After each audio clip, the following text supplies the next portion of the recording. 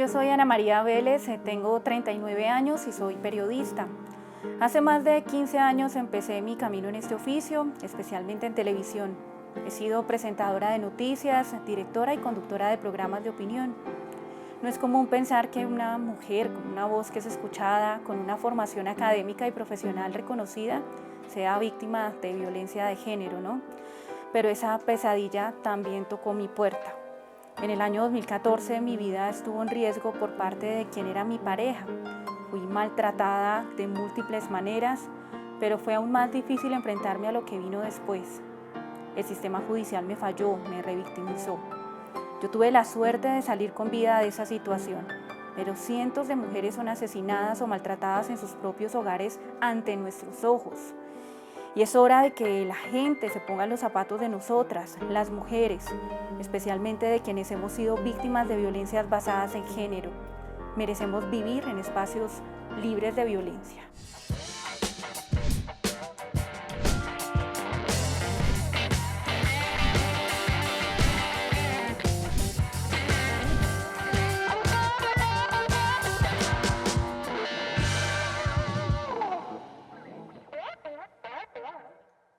Hoy estamos en los zapatos de Ana María Vélez. Ella es comunicadora social, periodista, presentadora, con 18 años de experiencia y hoy nos ha recibido aquí en su apartamento, que a propósito es muy bonito. Ana María, ¿cómo está? ¿Qué tal? ¿Cómo estás? Un gusto conocerte y estar acompañándolos a ustedes y permitirles ponerse en mis zapatos.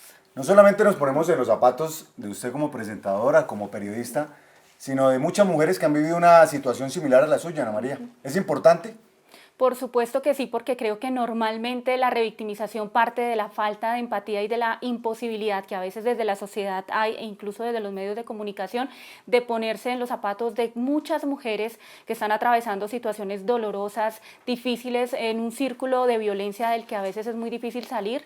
Y no se entiende el por qué muchas mujeres no logran levantar la voz, dicen que no son valientes. No se trata de valentía en muchas ocasiones, se trata incluso de salvaguardar su propia vida. Y por supuesto que hay muchos otros factores que impiden que una mujer levante la voz o levante la mano para pedir ayuda. Bien, bueno, mientras nos acompaña aquí Loki y llegamos al tema principal, Ana María, quiero que la conozcan un poco más. ¿Por qué se metió en este cuento del periodismo, de la comunicación social? Pues vean, muy curioso porque yo creo que jamás dudé de lo que yo quería hacer. Siempre quise ser periodista. Cuando tenía 7 años ya empezaba a mostrar mis dotes de periodista, me iba a la oficina de mi mamá, entrevistaba a los compañeros de trabajo. Recuerdo incluso un capítulo que para muchos fue como sorprendente, el hecho de que yo fuera, siendo una niña tan chiquita, a preguntar qué pensaban de la muerte de Pablo Escobar, y decían cómo es que una niña de esta edad empieza a preguntar sobre un tema que pues para todo el mundo era pues muy grave y de mucha envergadura nacional, ¿no? Y también jugaba permanentemente a que en mi casa había muchas cámaras y que yo miraba la cámara 1 y jugaba con mi hermanita a eso. Entonces después me fue muy bien en español, escribiendo, y así sucesivamente fui creciendo, y en el bachillerato ya había una decisión tomada siempre. Entonces no tuve jamás que ponerme a pensar ¿y qué será lo que tengo que estudiar? ¿Usted se imaginó, después de tantos años de informar, de presentar las noticias, que en algún momento usted iba a ser la noticia, que iba a ser la protagonista de lo que usted iba a contar? No, incluso fue extraño. Yo creo que pocas veces he hablado de lo que yo sentía al día siguiente de haber contado públicamente mi caso en Cable Noticias. Y fue como ese sentirme abrumada, porque cuando me desperté tenía mi celular lleno de mensajes, porque además yo estaba dando la noticia de Valentina Tres Palacios, la estábamos analizando en el programa. Entonces se me vino a la cabeza mi historia personal, y cuando la voy a contar al aire, pues como que ni pienso ni dimensiono que al otro día yo me iba a convertir en una noticia. ¿Cuál es su historia? ¿Qué fue lo que pasó? ¿Qué fue lo que vivió Ana María Vélez? Bueno, esto pasó en el año 2014. Yo llevaba aproximadamente unos 9 meses con mi pareja, un hombre mayor que yo, como unos 8 años, aproximadamente, 8 años mayor que yo. Una noche estábamos tomándonos algo en el apartamento de él, relajados, pues como lo hacen cualquier pareja, y ya unas horas después él reacciona de una forma agresiva, empieza a ponerse molesto pues como por una negativa mía. Su reacción fue muy violenta, y cuando yo menos pienso, pues él está gritándome que él no es ningún violador, y se abalanza sobre mí, además un hombre robusto, de manos gruesas, y empieza a ahorcarme durante varios minutos. yo lo pues atinaba era solamente como pues a tratar de defenderme. Entonces yo opté yo creo que Dios me habló en ese momento y hágase la desmayada. Finja que ya, que lo logró. Entonces yo lo que hice fue desgonzarme y me quedé sosteniendo la respiración un rato y cerré los ojos como si ya. Y él me soltó, se asustó. ¿Se asustó? Pero a los 10 minutos llegó la policía. Así escuchar. Sí, los vecinos, algún vecino de esos que yo siempre digo, ojalá haya más vecinos como estos y no los que dicen, eso no es conmigo, pues quién sabe qué estarán matando allá, quién sabe a quién. Un vecino que logre llamar al 123, que logre llamar a la policía, es un vecino que puede salvarle la vida a una mujer. Ana María, dicen los datos en Colombia que cerca del 70% de los casos en donde las mujeres son víctimas de violencia quedan impunes. ¿Qué hay que hacer o qué cree usted que hay que hacer para que pues, esa cifra disminuya y para que haya realmente justicia para las mujeres en Colombia? Implementar lo que tenemos. Yo creo que tenemos leyes, tenemos la ley 1257 que tipificó perfectamente las violencias basadas en género, tenemos la ley de Rosa Elvira Celis, tenemos la ley de Natalia Ponce, o sea, leyes hay. El problema en Colombia es que las leyes parece que se hacen, quedan muy bien hechas y en el papel se ven bonitas, publicadas allá en las páginas web lucen muy bien. Y queda todo el mundo contento, los congresistas dicen, listo, lo aprobamos. El problema es la implementación, el cumplimiento estricto de lo que tenemos. La rama judicial allí tiene una deuda, primero en capacitaciones permanentes de lo que tenemos para no revictimizar desde el sistema judicial, ¿no? ¿Por qué? Porque la mayoría de veces, a pesar de tener las herramientas, es como si yo tuviera mi pala, mi cemento y no tengo cómo saber cómo usarlas. Entonces hay machismo en las instituciones también. La gente odia que uno diga machismo, patriarcado, y bla, bla. Pero hay ese tipo de cosas incrustadas también en cada uno de los sistemas. Yo no sé qué se piense hacer, porque incluso está la declaratoria de emergencia por violencias basadas en género, de la cual tuve la oportunidad de participar como una de los testimonios que llevaron al Congreso de la República ante el Senado en plenaria para convencer a los congresistas de que la votaran en el Plan Nacional de Desarrollo, y llevé también unas firmas de más o menos 14.000 mujeres colombianas que lo apoyaron.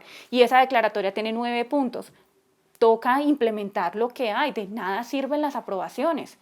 ¿Dónde está la creación ya de la policía, del grupo especializado de la policía para atender violencias de género? Que no es solamente las patrullas púrpura, es un grupo élite de la policía.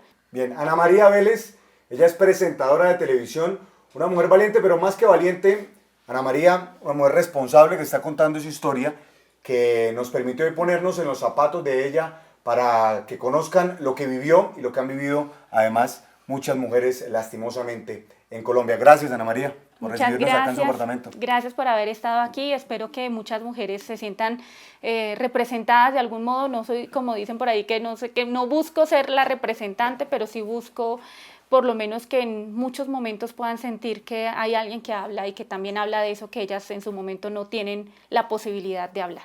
Bien, perfecto. Del apartamento de Ana María Vélez nos vamos para el Congreso a conocer qué están haciendo los representantes a la Cámara para prevenir las violencias de género y para proteger a las mujeres.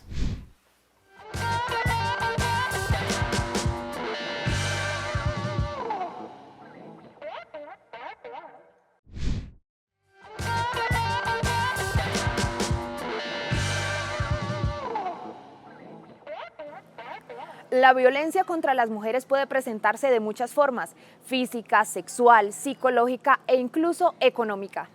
Esta problemática persiste en Colombia, pues solo durante el primer trimestre de 2024, según la Fiscalía, se han registrado más de 30 feminicidios y 2.068 casos de violencia sexual contra la mujer, así como 12.327 casos de violencia intrafamiliar, en donde las víctimas han sido mujeres. La cifra de feminicidios y otros tipos de violencia podría ser aún mayor, pues se estima que la impunidad hace que las mujeres no denuncien. La falta de acceso a la justicia, la revictimización y los estereotipos son algunos desafíos que dificultan la erradicación de este fenómeno. Las estrategias para combatir y sancionar las violencias basadas en género están aquí en el Congreso de la República. Tanto en las diferentes comisiones como en la plenaria se están debatiendo en la actualidad. Hoy, una vez más, quiero que me acompañen aquí al Congreso de la República a conocer cómo avanzan esas iniciativas. ¿Ha sido usted víctima de algún tipo de violencia? No, pero sí conozco de muchas mujeres que son víctimas de la violencia y que hoy pues tienen miedo a denunciar, no confían en la justicia. Entonces, pues lo que pretendemos en el Congreso y para lo que estamos trabajando desde el Congreso de la República es para lograr una jurisdicción especial para las mujeres. Ya pasó el primer debate, no es un proyecto, no la tenemos fácil. Te quiero contar que es un proyecto que firmamos más de 50 mujeres representantes a la Cámara de todos los partidos y de todas las regiones porque somos conscientes que la violencia no tiene partido, no tiene ideología. Entonces, por eso, pues es un proyecto muy poderoso. Y para aquellas personas que dicen, porque entrevisté a una abogada, hay un representante también, que no es que no esté de acuerdo, pero cree que de pronto el crear diferentes jurisdicciones puede ser perjudicial. ¿Qué le dice usted a esas personas? Bueno, que las cifras lo dicen todo. Las cifras son lamentables y cualquier esfuerzo, cualquier frente de lucha que emprendamos por lograr una justicia efectiva para las mujeres, yo creo que vale la pena darnos ese debate. Es que esto nos permite tener una conversación en estos momentos abierta a que logremos de verdad una justicia efectiva, un acceso efectivo de la justicia para las mujeres que son víctimas de la violencia. Y te quiero contar porque adicional a eso, este proyecto logró pasar en su primer debate, incluyendo a las niñas, a los niños y a los adolescentes. O sea, ante la problemática que tenemos hoy de explotación infantil, de explotación sexual infantil, que vemos que los extranjeros están viniendo de otros países no precisamente a disfrutar de las playas o la diversidad de nuestro país, sino a buscar y abusar de nuestras niñas y de nuestras menores. Entonces, este es un proyecto que también busca lograr esa justicia especializada para ellos, para los menores, o sea que viene del primer debate de Cámara, mujeres, niñas, niños y adolescentes. ¿Y cómo se rompen esas llamadas barreras culturales que hay en Colombia? Es complejo, pero precisamente desde la legislación es un buen camino, es una buena oportunidad, porque en la medida en que hay una legislación con enfoque de protección de derechos a las mujeres que sufren diferentes clases de violencias, se van generando cambios culturales que son progresivos, tampoco es un asunto que se tenga que dar al rompe, son progresivos, pero tenemos la absoluta convicción de que en este periodo lo vamos a poder sacar adelante. ¿Cómo le va con las redes sociales? ¿Las usa? Sí, las uso. No soy un experto en redes sociales, pero sí las uso. ¿Se ve mucha violencia ahí hacia la mujer? Se ve mucha violencia de todos los géneros en redes sociales y en el mundo virtual. No solamente de carácter sexual o de género, sino de atacar la privacidad de la gente, la vida íntima. Yo puedo crear 1000 perfiles y violentar a las mujeres. Y es más difícil de que sepan que soy yo. Sí. ¿Qué hacemos entonces en Colombia para poder prevenir, para poder penalizar esa violencia digital? Estamos tramitando un proyecto de ley que tiene dos grandes componentes. Para la prevención, crear una política pública que desde todos los sectores de la vida, educación, salud, en el trabajo, en su ambiente laboral, en su ambiente educativo, se hagan acciones de prevención y de formación de las personas. O sea, una política pública para prevenir el acoso y el atentado contra la intimidad de las personas con la violencia digital de género y a todas las personas. Y en segundo lugar, penalizar las conductas que ataquen a esa intimidad de las personas en el mundo digital. Bueno, quiero contarles que desde el Congreso de la República tenemos una bancada de mujeres que siempre está muy atenta a todas las situaciones que viven. Hace un par de semanas aprobamos un proyecto de ley donde creamos el fondo No es hora de callar. ¿Qué busca este fondo? Este fondo busca proteger a las mujeres periodistas de todos los ataques. Nos dimos cuenta que los ataques cibernéticos contra las mujeres que comunican eran muchísimo más grandes que contra los hombres que comunican. Este fondo fue creado por un fallo en contra del Estado colombiano para resarcirle esos derechos a una periodista, Ginette Bedoya, que sufrió violación, secuestro, tortura en una de sus visitas a la cárcel La Modelo. Luego de 22 años se puede resarcir todo ese dolor que sufrió y ella quiere o quiso, pues por intermedio de este fallo, crear el fondo No es hora de callar para proteger a todas las mujeres que comunican en el país. Estamos en los zapatos de las mujeres que lastimosamente han sido víctimas de violencia de género. Y lo hablábamos con la representante Carolina Arbeláez, que hay una alta impunidad en los casos de feminicidio en Colombia. Eso ya es grave. Pero lo que de pronto a veces queda en el limbo es la atención a las personas que están detrás de ese feminicidio, en este caso puntualmente de los hijos. ¿Qué se está haciendo desde el Congreso para poder proteger a los niños? Bueno, lo primero que hay que decir es que tenemos una pandemia de feminicidios, vienen en aumento este año en el país. Lo primero que tendría que pasar es que no ocurrieran los feminicidios, pero cuando ocurren nadie piensa qué pasa con esos hijos que quedan huérfanos, desamparados muchas veces en la pobreza o en la pobreza extrema. ¿Quién se ocupa de ellos? ¿Qué pasa con su proyecto de vida? Y para eso tenemos nuestro proyecto de ley que hicimos con familias en donde ocurrió un feminicidio y tuvieron que enfrentarse a esta situación. Y el proyecto de ley lo que dice es, debe haber una atención psicosocial inmediata, debe haber también algún tipo de subsidio, porque ¿quién se encarga de estos hijos? O sea, muchas veces son los tíos, los abuelos, o quedan por ahí rodando, precisamente porque en la familia nadie tiene las posibilidades económicas de encargarse de la alimentación y en general de la crianza de estos hijos. Entonces, para esas familias que quedan en pobreza y en pobreza extrema, también un subsidio. Y cuando ocurren estos hechos, inmediatamente ocurre, miren, llega primero la fiscalía, pero nadie piensa ¿y quién va a pagar los gastos funerarios? Y entonces también se habla de un apoyo por una sola vez que tiene que ver con un subsidio relacionado con esos gastos funerarios. ¿De qué se trata la violencia vicaria? Bueno, la violencia vicaria es una violencia basada en género donde se utilizan terceros para hacerle daño a la mujer. ¿Quiénes pueden ser esos terceros? O generalmente son sus hijos, un pariente cercano y en algunas ocasiones sus mascotas. Y los casos más habituales son de la pareja, de la mujer hacia la mujer.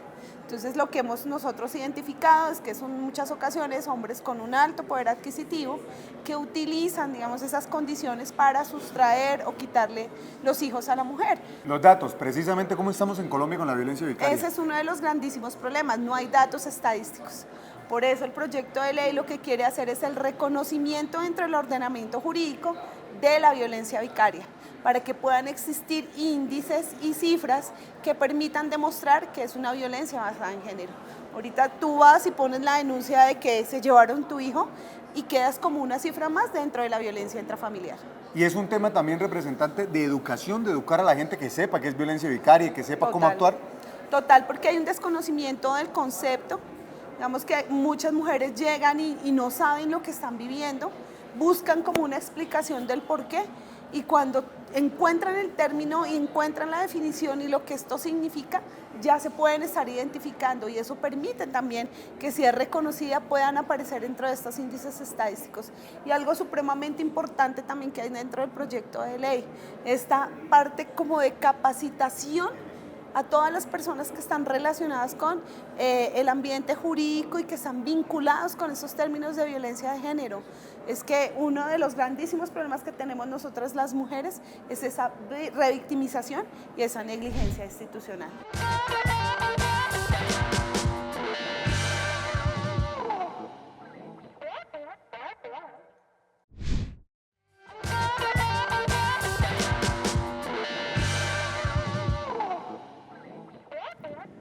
En Colombia las mujeres representan el 52% de la población y nos hemos puesto en sus zapatos primero para contarles qué están haciendo en el Congreso para poder protegerlas, pero también para dejarles una reflexión, un mensaje que lleva a que no solamente debemos depender de las leyes que salen de la Cámara de Representantes o del Senado, sino que también es un tema de responsabilidad social. De nosotros, en la cotidianidad, depende que las mujeres estén protegidas y seguras en nuestro país.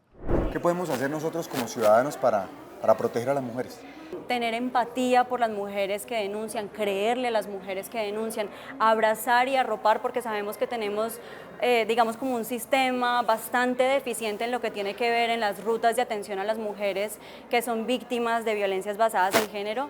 Nada más, por ejemplo, yo te cuento algo personal que ya lo he dicho muchas veces. Mi hermana mayor fue víctima de feminicidio hace 6 años, ella fue asesinada por su esposo y precisamente lo mismo, ella fue a denunciar, no le creyeron, no hubo un trato humanizante con ella ella en la comisaría de familia a la que acudió, y eso es el caso lastimosamente de muchísimas y muchísimas mujeres en Colombia y sobre todo en mi departamento Antioquia, que es como el que tiene una de las cifras más altas en feminicidios de nuestro país. En medio de la política, usted que decidió meterse hace algún tiempo en la política, ¿se reciben muchos ataques?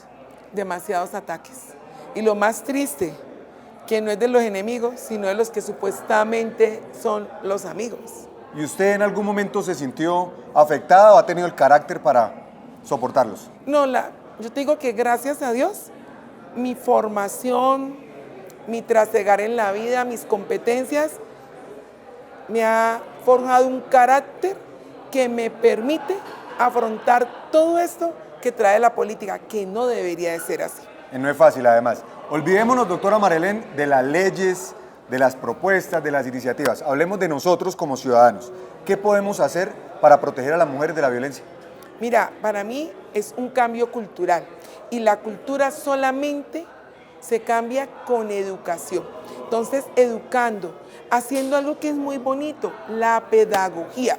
Y la pedagogía se hace desde el hogar, con el vecino, con el amigo, con el familiar, contándole todos los días que lo más importante es que respeten nuestra dignidad. Una cosa muy importante es promover la educación desde los primeros niveles de la niñez de una niña y a lo largo de toda su vida. Que los padres sean conscientes de que una mujer educada es una mujer que sabe defenderse, es una mujer que tiene autoestima, seguridad y puede de esa manera lograr que se le respete, que tenga suficientes oportunidades, que tenga y luche por su trabajo, por su independencia económica y por el respeto de los demás. Un capítulo más de En los zapatos de ha finalizado. Como siempre contamos con el profesionalismo y la excelente producción del equipo de comunicaciones de la Cámara de Representantes de Colombia. Les dejamos la invitación a que nos pongamos todos los días en los zapatos de cada persona, de cada colombiano. Al final es la única forma de construir empatía y de trabajar por un mejor país, por una mejor Colombia. Recuerden que este espacio, En los zapatos de, hizo parte de un compromiso de la Cámara de Representantes de Colombia dentro de su plan de acción en búsqueda de un Congreso más abierto y transparente. Nos vemos en cualquier ocasión.